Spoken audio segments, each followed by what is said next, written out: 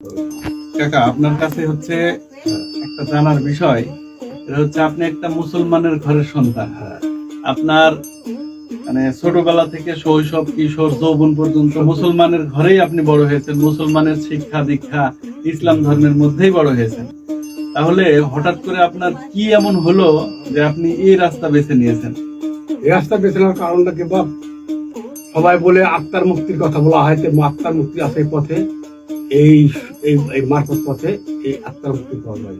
কিসের জন্য? সেটা হলো ফরার শরীয়ত। হ্যাঁ, ফরা কাকে বলা হয়? যেটা আমি যাকে সৃষ্টি হয়েছি, আমি যে পানির দ্বারে সৃষ্টি হয়েছি সে পানিটা আমি সরা ফেলা দিই, তাই সরা বলা হয়। এই জন্য আমরা ইয়ে হয়েছি, মানে এখন গুরু ধরতে হওয়ার পরে এই আত্মাকে আমি বাঁচাই।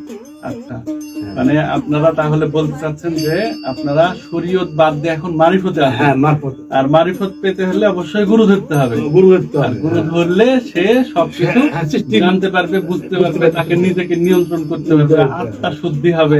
এই তো। হ্যাঁ, এটাই। আচ্ছা, তাহলে মারিফতে আসতে হলে তাকে গুরু ধরতে গুরু হবে। ধরতে হবে।